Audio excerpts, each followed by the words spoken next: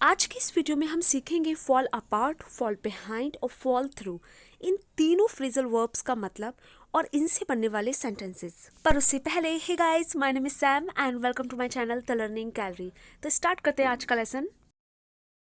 Fall apart, इस phrasal verb का मतलब होता है कि किसी भी चीज़ की कंडीशन यानी किसी भी चीज़ की हालत जब इतनी ख़राब हो जाए कि उसके टुकड़े टुकड़े होने वाले हो, या वो इतनी टूट फूट जाए कि अलग अलग होकर गिरने लगे। चलिए इसके कुछ एग्जाम्पल देखते हैं। My old briefcase is falling apart, I will have to buy a new one. मेरा पुराना ब्रीफ केस बहुत टूट फूट गया है, बहुत टूट रहा है, मुझे एक नया खरीदना होगा। My boots are so old, they are falling apart. मेरे जूते इतने पुराने हैं कि वे टूट रहे हैं। My car is so old, it's falling apart. मेरी जो कार है वो इतनी पुरानी है कि अब वो टूट रही है। फॉल अपार्ट फ्रेजल वर्ब से बनने वाले आपने 3 सेंटेंस देखे और इन तीनों सेंटेंसेस में आपने समझा और देखा कि कोई चीज़ है जो बहुत ज़्यादा टूट फूट गई है। पर फॉल अपार्ट फ्रेजल वर्ब का एक मतलब और है, और वो है किसी रिलेशनशिप या किसी प्लान का टूट जाना या ख़त्म हो जाना। इसका एक एग्जाम्पल देखते हैं। There marriage is in danger of falling apart. उनकी शादी टूटने का खतरा है, यानी उनकी शादी टूट रही है, वे अलग अलग हो रहे हैं।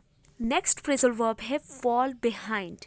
फॉल बिहाइंड का मतलब होता है किसी चीज़ में पीछे रह जाना, पिछड़ जाना। जब हम किसी चीज़ के लिए लेट हो जाते हैं या लेट हो रहे होते हैं।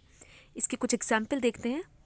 Because of the accident she fail behind at school. दुर्घटना होने के कारण यानी एक्सीडेंट होने के कारण वह स्कूल में बाकी बच्चों से पीछे रह गई यानी पिछड़ गई। मे बी वह अपनी क्लासेस टाइम पर नहीं ले पाई या अपना होमवर्क नहीं कर पाई, इसलिए। They are falling behind their foreign competitors. वे अपने विदेशी कॉम्पिटिटर्स से पिछड़ रहे हैं यानी उनसे पीछे हो रहे हैं।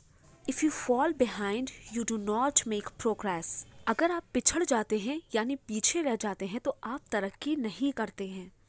Next phrasal verb is fall through, और फॉल थ्रू का मतलब होता है असफल होना, किसी चीज़ में नाकामयाब हो जाना, फेल हो जाना, या जो आपने प्लान बनाया था उस प्लान का फेल हो जाना। For example, their plans to go hiking Saturday fell through because it rain.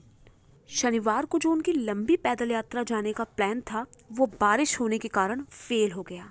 Hiking का मीन्स होता है एक लंबी पैदल यात्रा पर जाना। सेकेंड एग्जाम्पल देखते हैं। Our plan boat trip fell through because of the स्ट्रोम।